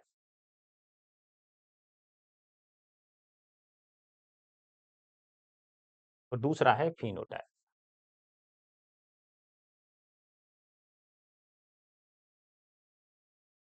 यदि किसी का जीनीय संगठन, ठीक है, जीनोटाइप कैपिटल टी और कैपिटल टी है, तो इसका लक्षण प्रारूप क्या आएगा? फिनोटाइप क्या आएगा? लंबा। लंबा हो गया। और यदि जीनोटाइप स्मॉल टी और स्मॉल टी है, तो क्या आएगा? बौना आएगा, क्योंकि दोनों अप्रभावी जीन हैं। और यदि कैपिटल टी और स्मॉल टी आ गया, तो इस स्थिति में क्या होगा? तो यहाँ पर प्रभावी जीन उपस्थित है, ठीक है? इसलिए यहाँ पर जो लक्षण आएगा वो क्या आएगा? लंबा आएगा। लेकिन इस लंबे को हम क्या बोलेंगे? संकर लंब। क्या कहेंगे? संकर लंबा। क्यों कहेंगे? आगे बात करेंगे। इसी को हम क्या बोलते हैं? संकर लंबा। तो देखो, लंबा तो ये भी है और लंबा ये भी है, तो दोनों लंबे हैं। लेकिन हम क्या बात कर रहे हैं कि जो लक्षण प्रारूप है, यानी फिनोटाइप का मतलब हो गया लक्षण प्रारूप, बाह्य आकार की स्वरूप। तो बाह्य आकार की स्वरूप तो समान है।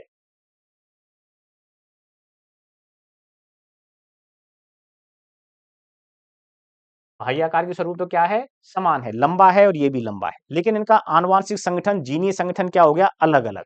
तो इस जीनीय संगठन को ही capital T, capital T, small T, इसी को हम क्या बोलते हैं? जीनोटाइप कहते हैं कि जो लक्षण प्रारूप आया है, उसका आनुवांशिक संगठन या जीनीय संगठन क्या है, ठीक है?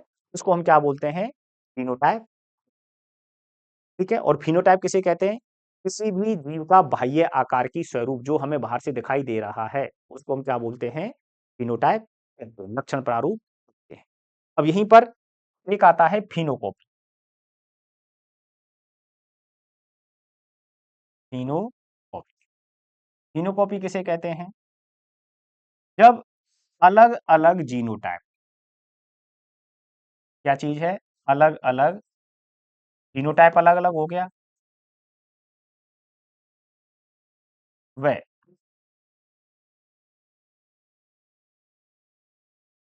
अलग-अलग जीनोटाइप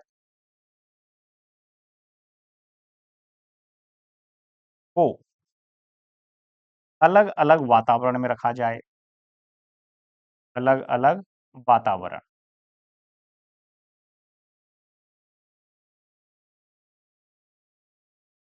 रखा जाए, तो उनके द्वारा समान लक्षण प्रारूप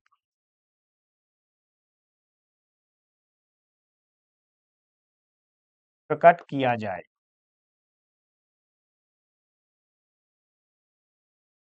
तो वे दोनों एक दूसरे के फिनोकॉपी कहलाते हैं।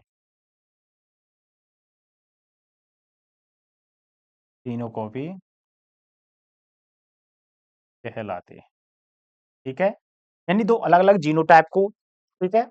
जैसे मान लो कि अ, स्मॉल टी और स्मॉल टी हो गया, कैपिटल टी और स्मॉल टी हो, ठीक है? जीनोटाइप अलग है दोनों का, और वातावरण भी अलग-अलग है, ठीक है? लेकिन इनके द्वारा समान, मान लो कि लंबेपन का कैरेक्टर प्रदर्शित किया जाए, तो ये क्या कहलाएँगे? एक-दूसरे के फिनोकॉपी कहलाएँगे। जब अलग-अलग जीनोटाइप को अलग-अलग वातावरण में रखा जाए और उनके द्वारा जो लक्षण प्रारूप प्रदर्शित किया जाए, वह कैसा किया जाए?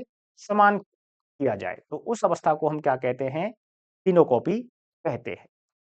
जीनोटाइप और फिनोटाइप जो शब्द दिए गए वो जॉनसन के द्वारा दिए गए। समयुग्मजी और विषमयुग्मजी जो शब्द दिए गए वो बेटसन के द्वारा दिए गए। ठीक है? अब देखो, हेमीजाइगस अवस्था आ गई जब किसी जीव में जोड़े का केवल एक कारक उपस्थित हो। ठीक है? जिसके बारे में हमने बात की थी। तो केवल जैसे नर और लिंग संलग्न लक्षण भी होते हैं। ठीक है? तो जोड़े का केवल एक कारक ही उपस्थित हो, तो वो क्या कहलाते हैं? हेमीजाइगस या अर्धयुग्मजीय अवस्था के कहलाते हैं। फिनोकॉपी जब अलग-अलग जीनोटाइप को अलग-अलग वातावरण में रखा जाए और उनके द्वारा समान लक्षण प्रारूप प्रकट किया जाए, तो वो एक-दूसरे क्या कहलाते हैं? फिनोकॉपी कहलाते हैं। ठीक है? तो ये तो बात हो गई टर्मिनोलॉजी से संबंधित। अब हम आ जाते हैं मेंडल के प्रयोगों पर। इसमें पहला है एकल संकर क्रॉस या एकल संकर संकरण का नियम। ये क्या होता है? हमने बात की कि जब एक जोड़ी विपरीत भेद के लक्षणों की वंशागति का अध्ययन करते हैं, ठीक है? या उनके मध्य क्रॉस कराते हैं, तो वह क्या कहलाता है? एकल संकर संकरण क्रॉस कहलाता है। तो इसके लिए मेंडल ने क्या किया था कि शुद्ध लंबे और शुद्ध बौने पौधों के मध्य मेंडल ने क्रॉस करवाया और उसके आधार पर जो मेंडल ने प्रथम पीढ़ी प्राप्त की थी, वो किसके द्वारा प्राप्त की थी? यहीं पर बात कर लेते हैं। एकल संकर संकरण और द्विसंकर संकरण।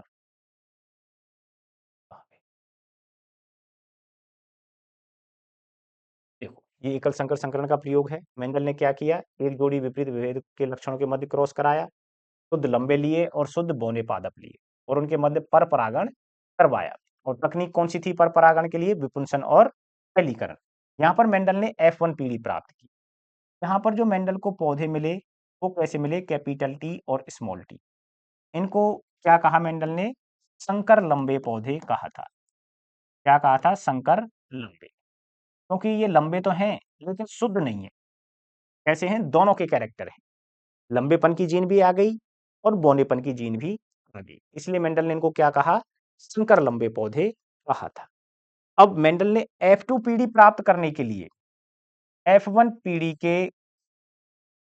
पौधों को जनक के रूप में काम में लिया। ठीक है? अब इनके मध्य क्या कराया उसने? क्रॉस कराया और यहाँ पर मेंडल ने जो तकनीक मतलब जो परागण करवाया वो कैसा था? स्वपरागण। क्या करवाया था? स्वपरागण करवाया था। यहाँ पर परपरागण नहीं करवाया। तो F2 पीढ़ी प्राप्त करने के लिए मेंडल ने स्वपरागण प्राप्त करवाया था और यहाँ पर मेंडल को जो पौधे प्राप्त हुए, ठीक है? वो किस तरह से प्राप्त हुए? यहाँ पर देखो, इसको हम चेकर बोर्ड विधि के द्वारा बात करते हैं, ठीक है? जैसे अब यहाँ पर ये जो दोनों ठीक है? ये अलग-अलग युग्मक बनाती हैं, कैपिटल टी और स्मॉल टी। इस तरह से ये बनाती है, यहाँ पर कैपिटल टी और स्मॉल टी। अब इनको हम चेकर बोर्ड के द्वारा बात करें हम, तो किस तरह से प्रदर्शित कर सकते हैं?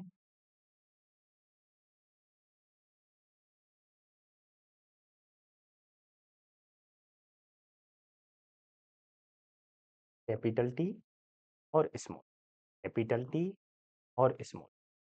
एक को तो हम मान लेते हैं यहाँ पर मादा और एक को मान लेते हैं पर नर, ठीक है? ये सिंबल हैं नर और मादा। यहाँ पर जो पौधा प्राप्त होगा वो कैसे? कैपिटल टी और कैपिटल टी और ये यहाँ पर कैपिटल टी और स्मॉल टी। ये कैपिटल टी और स्मॉल टी और ये स्मॉल टी और स्मॉल टी। अब यहाँ पर हम देखें तो ये जो पौधा मिला हमें, ये कैसा मिला यहाँ पर हमें?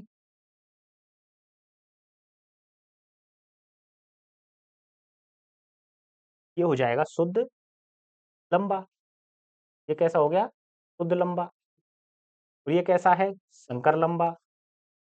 और ये भी कैसा है? संकर लंबा। और ये कैसा है? शुद्ध बौना। अगर हम यहाँ पर बात करें लक्षण प्रारूप की, ठीक है?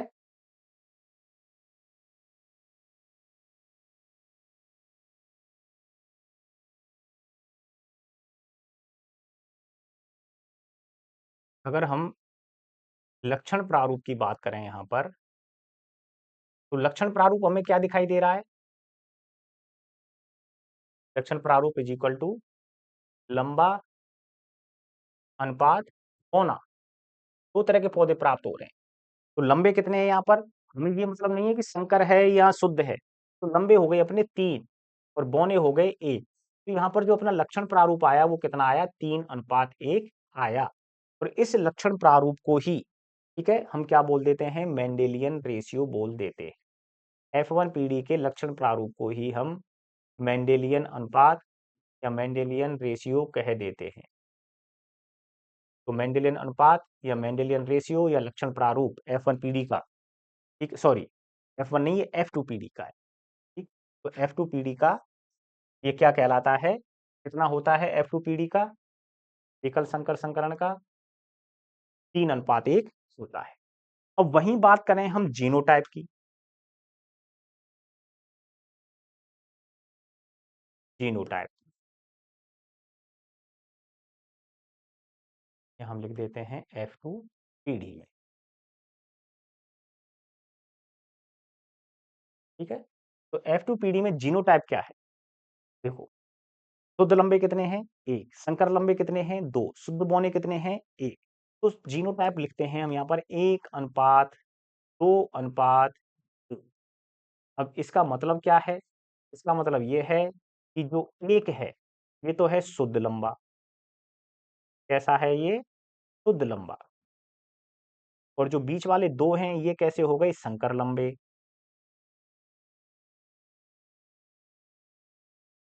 और ये हो गया शुद्ध बौना। इस तरह से F2 पीढ़ी एकल संकर संकरण में F2 पीढ़ी का जीनोटाइप तो होता है 1:2:1 और लक्षण प्रारूप होता है या मेंडेलियन अनुपात होता है 3:2। ठीक है, अब इसी एकल संकर संकरण के आधार पर, ठीक है, मेंडल ने अपने कुछ नियम दिए थे। ठीक है, वो कौन कौन से दिए थे? जोड़ी के कारकों का नियम, प्रभावता का नियम और पृथक्करण का नियम या युग्मकों की शुद्धता का नियम। जोड़ी के कारकों का नियम क्या था? कि कोई भी जो लक्षण है, ठीक है, वह एक जोड़ी कारकों के द्वारा नियंत्रित होता है। ठीक है, किसके द्वारा नियंत्रित होता है? कोई भी लक्षण 2 जीनों के द्वारा या 2 कारकों के द्वारा नियंत्रित होता है, जिनमें से एक कारक माँ का होता है और दूसरा कारक पिता का होता है। इसी को क्या कहा था? जोड़ी के कारकों का नियम कहा था। दूसरा था प्रभावता का नियम। प्रभावता का नियम क्या था? कि विषम युग्मजीय अवस्था में, जैसा कि हमने F2 पीढ़ी में देखा, ठीक है, F1 पीढ़ी में देखा, विषमयुग्मजीय अवस्था में सभी पौधे कैसे प्राप्त हो रहे थे? लंबे प्राप्त हो रहे थे, जबकि क्रॉस बौनों से भी कराया जा रहा था। तो जो संकर लंबे पौधे प्राप्त हुए थे, वो क्यों प्राप्त हुए थे? यानी लंबापन कैरेक्टर क्यों आया? क्योंकि यहाँ पर जो प्रभावी जीन है, यह अपना लक्षण प्रकट कर रही थी और अप्रभावी जीन अपना प्रकट नहीं कर पा रही थी। या ये कहें कि प्रभावी जीन ने अप्रभावी जीन के लक्षण को दबा दिया। तो यही क्या कहलाता है? प्रभावता का नियम कहलाता है। ठीक है? प्रभावी लक्षण ने अपने लक्षणों को प्रकट कर दिया और अप्रभावी अपने लक्षण को प्रकट नहीं कर पाई। ठीक है? इसी को हमने क्या कहा? प्रभावता का नियम। तीसरा है पृथक्करण का नियम या युग्मकों की शुद्धता का नियम। ये क्या था? कि जोड़ी के दोनों कारक युग्मक बनाते समय पृथक-पृथक हो जाते हैं, अलग-अलग हो जाते हैं। जैसा कि हमने यहाँ पर बात की थी। कैसे? यहाँ, हाँ। तो ये जो जोड़ी के दोनों कारक हैं, ठीक है? कैपिटल टी और स्मॉल टी, युग्मक बनाते समय क्या हो गए? पृथक हो गए। इस तरह से इसके पृथक हो गए। इसी को हमने क्या कहा? पृथक्करण का नियम। जोड़ी के दोनों कारक युग्मक बनाते समय अलग-अलग हो जाते हैं। ठीक है? तो इसी को क्या कहा था? पृथक्करण का नियम। ठीक है? और जो ये चेकर बोर्ड वाली जो विधि थी, वो किसने दिया था? पुन्नेट ने दिया था।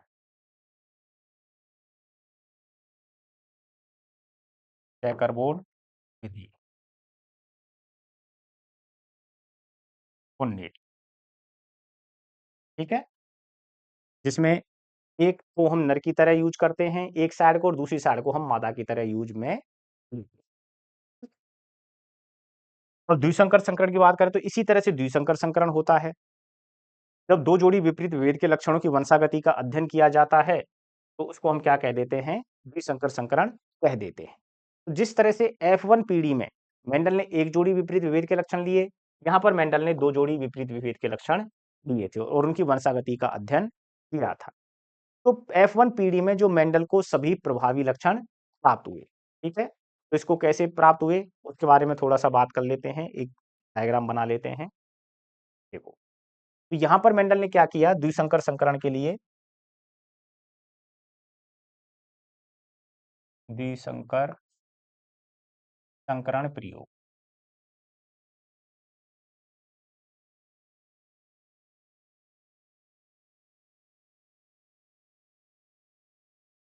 देखो, यहाँ पर मेंडल ने दो जोड़ी लक्षण लिए। एक तो लिए थे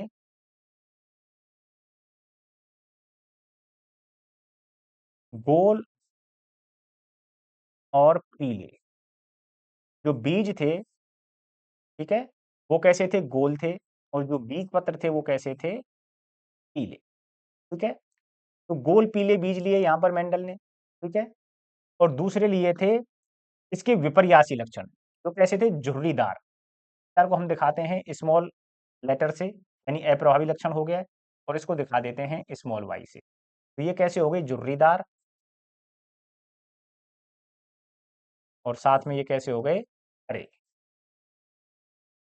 ठीक, तो जो बीज पत्र का रंग था वो कैसा था, हरा था। और जो बीज का आकार था वो कैसा था, झुर्रीदार था। ये तो अप्रभावी कैरेक्टर हो गए। और जो गोल और पीला था ये कैसे है, प्रभावी कैरेक्टर। तो यहाँ पर दो कैरेक्टर हो गए, एक तो गोल वाला, एक पीला वाला, झुर्रीदार वाला और हरा वाला। ये दोनों कैसे हैं, दो जोड़ी लक्षण हो गए। अब इनकी वंशागति का जब मेंडल ने अध्ययन किया तो F1 पीढ़ी प्राप्त करने के लिए मेंडल ने क्या करवाया था, यहाँ पर जिस तरह से हमने एकल संकर संकरण में बात की, तो मेंडल ने करवाया पर परागण, पर परागण। और यहाँ पर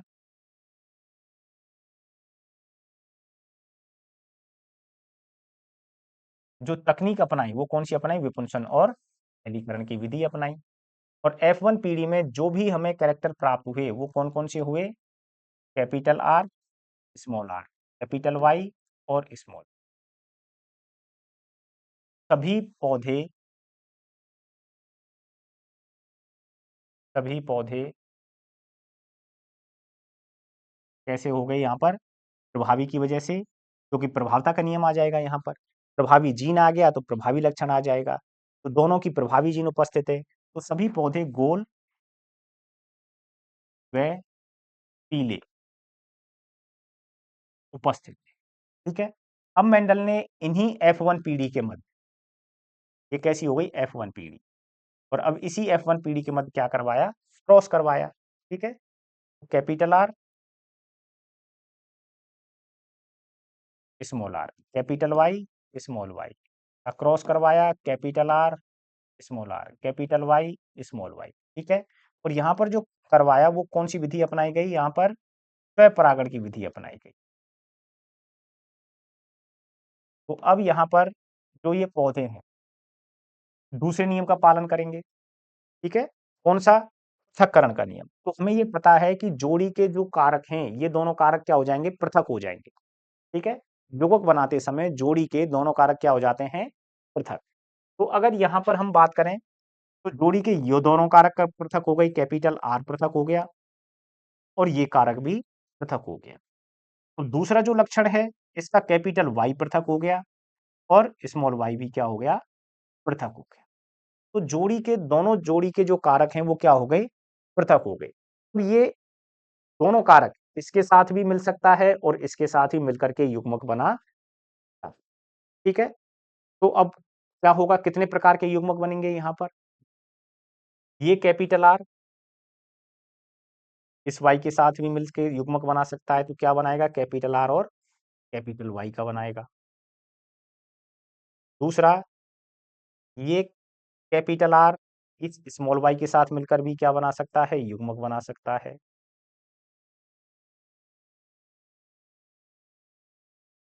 अब ये स्मॉल आर इस कैपिटल वाई के साथ मिलकर युग्मक बना सकता है, कैपिटल वाई के साथ, और ये स्मॉल आर इस स्मॉल वाई के साथ मिलकर भी युग्मक बना सकता है। तो इस तरह से 4 प्रकार के युग्मक इधर की तरफ बनेंगे और 4 प्रकार के युग्मक इधर की तरफ बनेंगे, ठीक है? तो यहाँ पर जो युग्मक बनते हैं, ठीक है? तो कितने प्रकार के बनने हैं? 4 प्रकार के बनते हैं। तो युग्मों की संख्या जब हमें निकालनी हो, तो 2 की पावर n के अनुसार हम निकालते हैं, ठीक है? यानी जो नंबर ऑफ n है, वो विषमविभजी अवस्था होती है, यानी कितने जीन विषमविभजी अवस्था में उपस्थित। तो 4 प्रकार के यहाँ पर युग्मक हमें प्राप्त।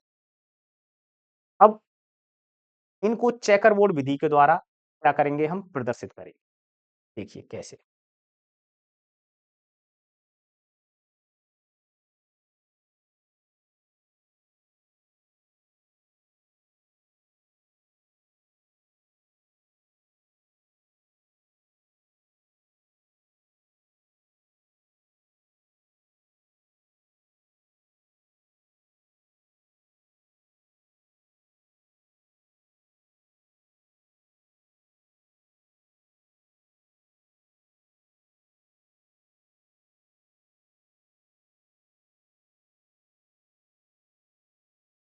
देखो, ये 4 प्रकार के युग्मक तो बन गए हमारे नर वाले, और इसी तरह से ये 4 प्रकार के युग्मक बन जाएँगे यहाँ पर मादा वाले। तो capital R, capital Y, capital R, small y, small r, capital Y, small r और स्मॉल y। तो इस तरह से ये 4 प्रकार के युग्मक बने यहाँ पर। इसी तरह से यहाँ पर capital R, capital Y, capital R, small y, small r, capital Y, small r, ठीक है?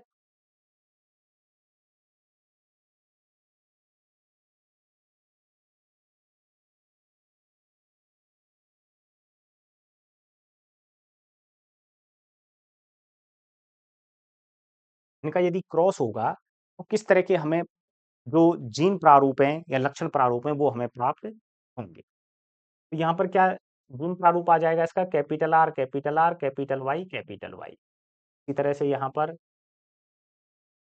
तरह से हम लिख सकते हैं, यहाँ पर ये कैपिटल R है, यहाँ स्मॉल r है, तो कैपिटल R और स्मॉल r, कैपिटल Y और कैपिटल Y, दोनों Y कैसी हो गई, कैपिटल।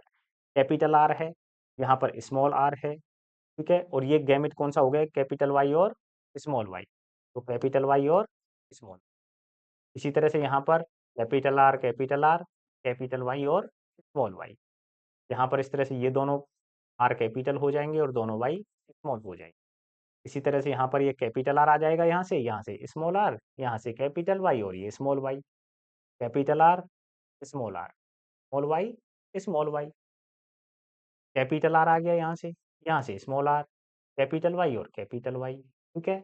यहाँ से capital R, small r, capital Y,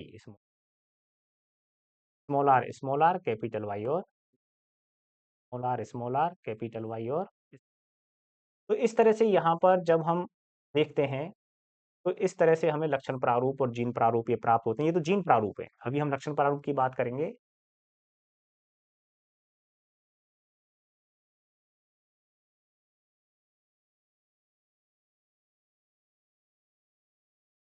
अब देखो, ये तो बात कर ली हमने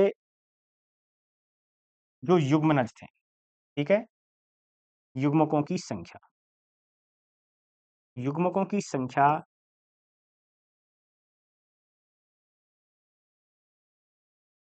इज इक्वल टू 2 की पावर n, ठीक है? और जीनोटाइप,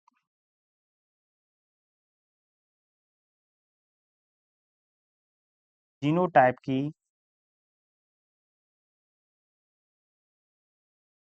संख्या इज इक्वल टू 3 की पावर n, और युग्मनज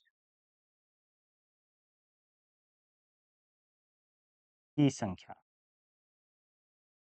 इज इक्वल टू 4 की पावर n। इस तरह से, और यहाँ पर n बराबर क्या हो जाएगा, n बराबर विषम युग्मजी, विषम युग्मजी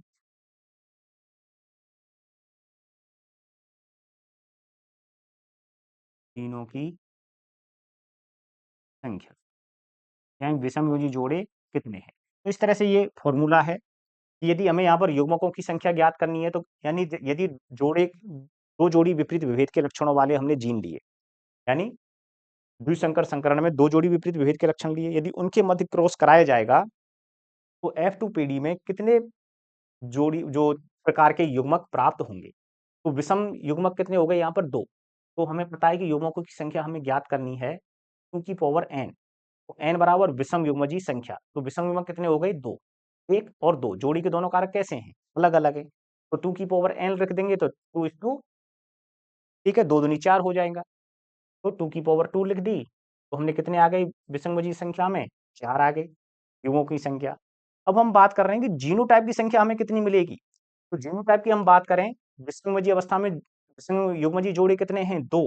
तो 3 की पावर n है, और विषमजीय जोड़े कितने, दो, तो 3 की पावर 2 लगा देंगे, तो 3 गुणा 3 करेंगे तो 9। आगे बात करेंगे कि 9 कैसे आया, ठीक है। और युग्मकों की, युग्मनज की संख्या बात करें तो 4 की पावर n, यानी 4 की घात 2, तो 4 चौका 16। तो देखो कितने प्रकार के युग्मनज बने अपने, ये 16 प्रकार के युग्मनज बने, यानी कितने प्रकार के यहाँ पर हमें कितनी संतानें प्राप्त होंगी, ठीक है। युग्मनज कितने मिलेंगे संकर संकरण में, तो कितने हो गए, उसका फॉर्मूला क्या है, 4 की पावर n। यदि यहाँ पर हम बोलते त्रिसंकर संकरण की बात करते, तो यहाँ पर इस n की जगह पे कितना आ जाता, 3 आ जाता, ठीक है। तो इसी तरह से हम युग्मकों की संख्या, जीनोटाइप की संख्या और युग्मनज की संख्या ज्ञात कर सकते हैं, ठीक है। अब यहाँ पर हम बात करें कि F2PD में यहाँ पर जीनोटाइप क्या है, फिनोटाइप क्या है, ठीक है। तो यहाँ पर जब हम देखेंगे, इन सबको हम मिलाएंगे, तो जो हमें फिनोटाइप मिलेगा वो क्या मिलेगा, फिनोटाइप हमें मिलता है यहाँ पर 9:3:3:2, ठीक है। यहाँ पर 9 का मतलब क्या है, यानी 9 कैसे हैं, 9 हैं अपने, क्या बोलेंगे, एक मिनट, गोल और पीले, कैसे हैं, गोल और पीले। और जो 3 हैं, 3 पौधे कैसे मिलेंगे हमें, गोल और झुर्रीदार, झुर्रीदार नहीं, गोल और हरे, ठीक है। और ये 3 कैसे मिलेंगे हमें, झुर्रीदार और पीले। और एक पौधा कैसा मिलेगा हमें, झुर्रीदार और हरा। तो देखो यहाँ पर जो अपने पैतृक लक्षण कौन से थे, गोल और पीले थे, और झुर्रीदार और हरा था, ठीक है। ये तो पैतृक लक्षण है, लेकिन इसके साथ साथ ये 3 वाले, ये कैसे हैं, नए संयोग हैं, कैसे हैं, नए संयोग यहाँ पर मिले हैं। और ये जो दोनों मिले हैं, ये कैसे हैं, पैतृक संयोग, ये भी पैतृक संयोग है, और ये भी कैसा है, पैतृक। तो यहाँ पर एक चीज निकल करके आई, इसमें द्विसंकर संकरण में, कि F2PD में मेंडल को पैतृक संयोगों के साथ साथ नए संयोग भी प्राप्त हुए थे, ठीक है।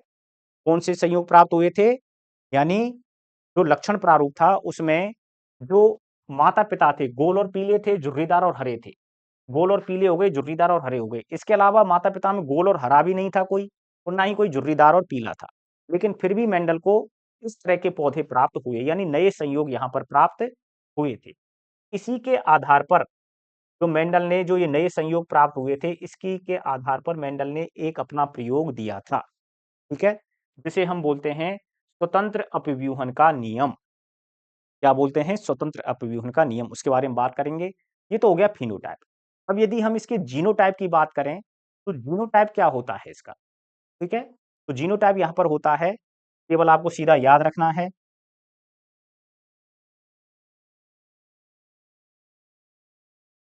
पुट आउट कर देते हैं इसको, जिससे कि सब इस पर आ जाए।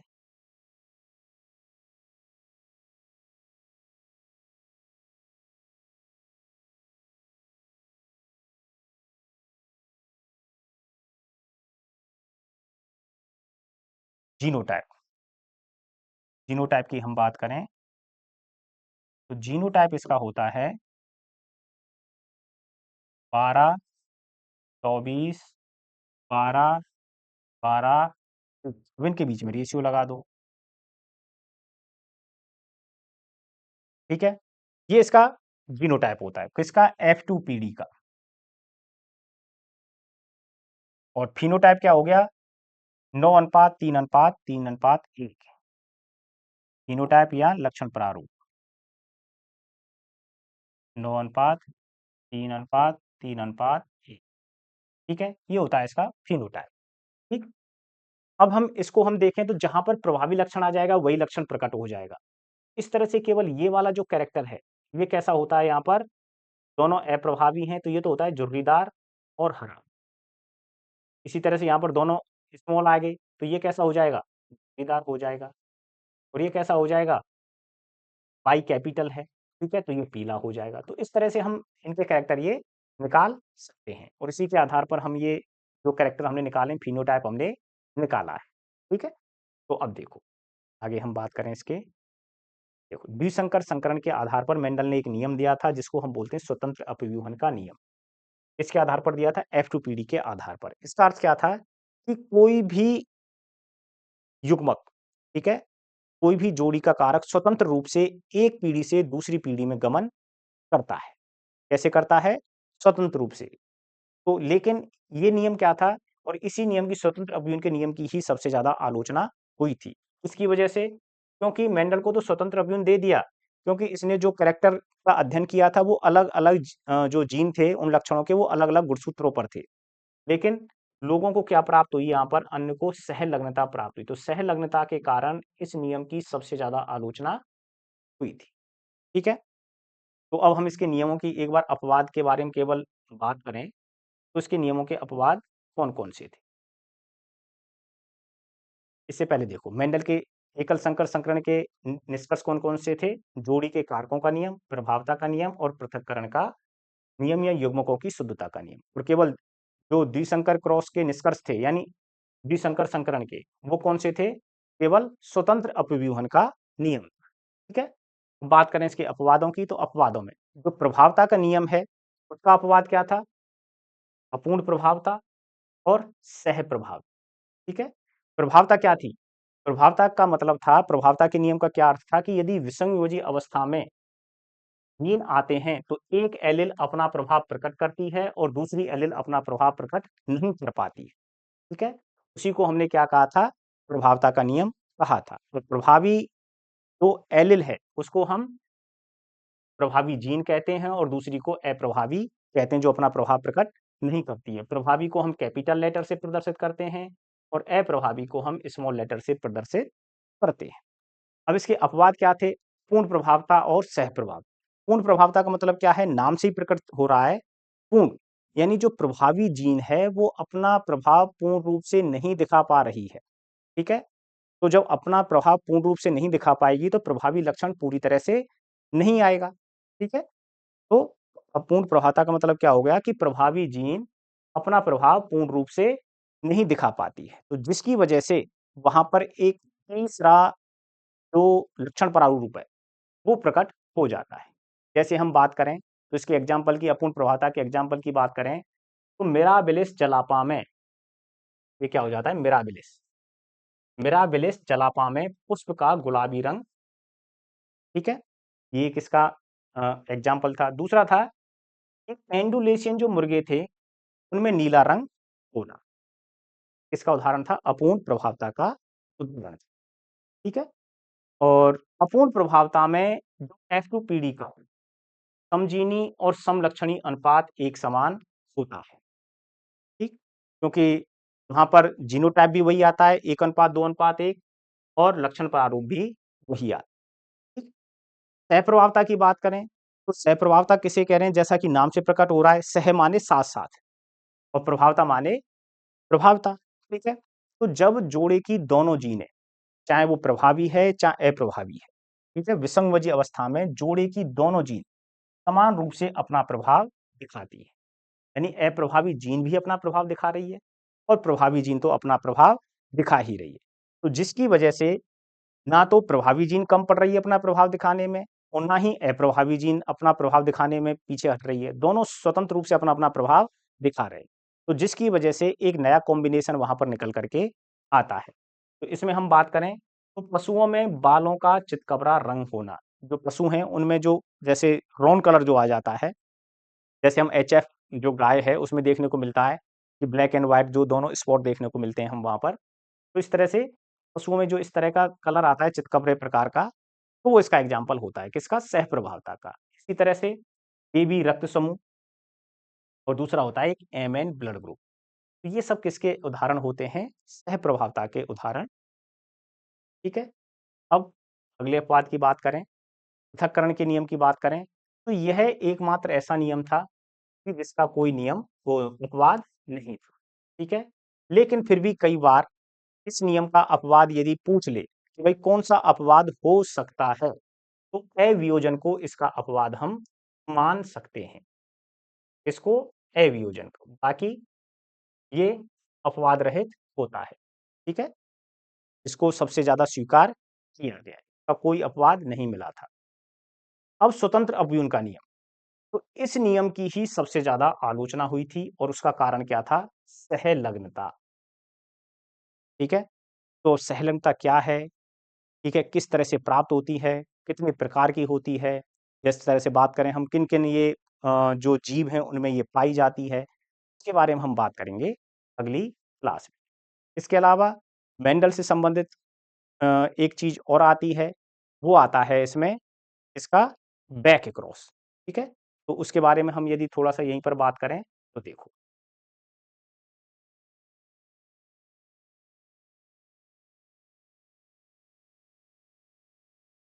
एक टर्म आती है बैक क्रॉस।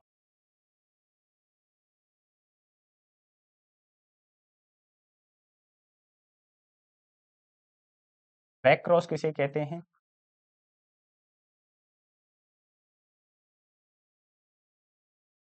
F1 पीढ़ी का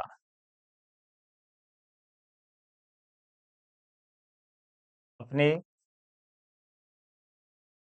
प्रभावी व अप्रभावी, कैसे हैं दोनों? ये शुद्ध हैं। पैतृकों से क्रॉस क्या कहलाता है? बैक क्रॉस, ठीक है? जिस तरह से हम बात करें कि देखो, कैपिटल टी और कैपिटल टी का क्रॉस हमने किया था स्मॉल टी से, तो यहाँ पर हमें F1 पीढ़ी प्राप्त हुई थी, जो क्या थी? कैपिटल टी और स्मॉल टी, ये हो गई F1 पीढ़ी। ये कहना चाह रहा है कि यदि हम इस F1 पीढ़ी का, ठीक है? F1 क्या है अपने पास? कैपिटल टी और स्मॉल टी। तो यदि हम इसका क्रॉस कैपिटल टी और स्मॉल टी का क्रॉस कैपिटल टी और कैपिटल टी यानी प्रभावी पैतृक से कराएं या कैपिटल टी और स्मॉल टी का क्रॉस हम इसके अप्रभावी पैतृक से कराएं, तो ये दोनों ही क्या कहलाएंगे? बैक क्रॉस, ठीक है? अब इस बैक क्रॉस को 2 भागों में बाँट दिया गया है, ठीक है? बैक क्रॉस को 2 भागों में बाँटा गया है। कौन-कौन से? एक होता है इसका आउट क्रॉस, को तो हम क्या बोल देते हैं? आउट क्रॉस का मतलब क्या हो गया? F1 पीढ़ी का प्रभावी पैतृक से क्या क्रॉस, प्रभावी पैतृक से क्रॉस, और दूसरा होता है टेस्ट क्रॉस।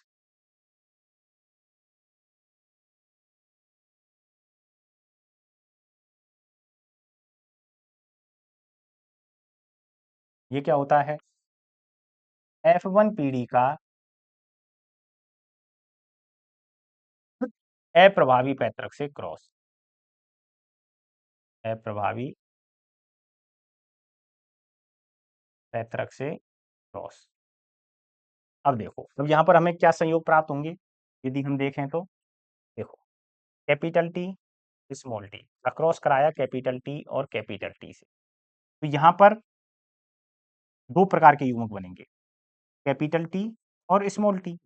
और यहाँ पर क्या मिलेगा हमें? केवल एक ही प्रकार का युग्मक मिलेगा, कैपिटल टी वाला, ठीक है? दोनों एक समान बनेंगे ना, इस तरह से दोनों एक ही प्रकार के युग्मक बनेंगे, तो हम इसको एक ही से दिखा रहे हैं। तो इस तरह से हमें यहाँ पर कैपिटल टी और कैपिटल टी और स्मॉल टी, ठीक है? तो सभी पौधे कैसे प्राप्त हो रहे हैं? हमें यहाँ पर लंबे, तो आउट क्रॉस में, ठीक है, लक्षण प्रारूप,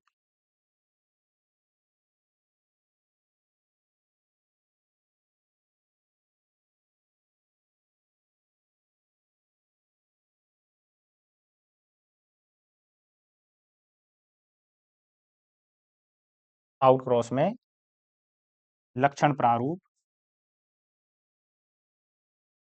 क्या होता है? सभी लंबे, सभी लंबे, ठीक है? और जीन प्रारूप कैसा मिल रहा है? 1 अनुपात, ठीक है? तो वहीं बात करें टेस्ट क्रॉस में, कैपिटल टी, स्मॉल टी का क्रॉस कराया, स्मॉल टी और स्मॉल, तो इसी प्रकार से यहाँ पर भी कैपिटल टी और स्मॉल टी 2 प्रकार के युग्मक बनते हैं और दूसरी तरफ एक ही प्रकार का स्मॉल टी और स्मॉल टी, ठीक है? तो कैपिटल टी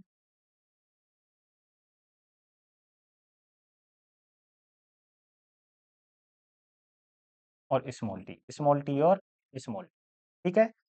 तो यहाँ पर जो लक्षण प्रारूप है, वो चेंज हो जाएगा। लक्षण प्रारूप में क्या आ जाएगा? यहाँ पर 1 अनुपात 1, ठीक है? यानी ये तो हो गई कैसे? लंबे, और अनुपात बौने। और दूसरी तरफ जीन प्रारूप की बात करें, तो जीन प्रारूप भी क्या है? 1 अनुपात 1। तो अब देखो, आउट क्रॉस में लक्षण प्रारूप अलग है, यानी सभी लंबे हैं, और जीन प्रारूप 1 अनुपात 1 है। जबकि टेस्ट क्रॉस में लक्षण प्रारूप लंबे और बौने 1 अनुपात 1 है, और जीन प्रारूप भी 1 अनुपात 1 है। तो यहाँ पर जो टेस्ट क्रॉस है, हम बोल सकते हैं टेस्ट क्रॉस में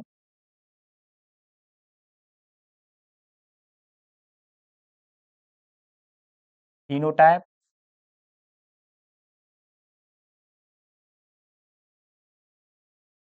व जीनोटाइप समान प्राप्त होता है, समान होता है। और कितना होता है? 1 अनुपात, ठीक है? तो ये है आपके टेस्ट क्रॉस और आउट क्रॉस के बारे में, ठीक है? तो आज के लिए इतना ही।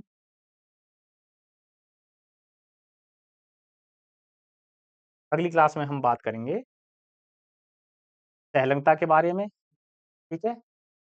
और मेंडल के दूसरे अन्य प्रयोगों के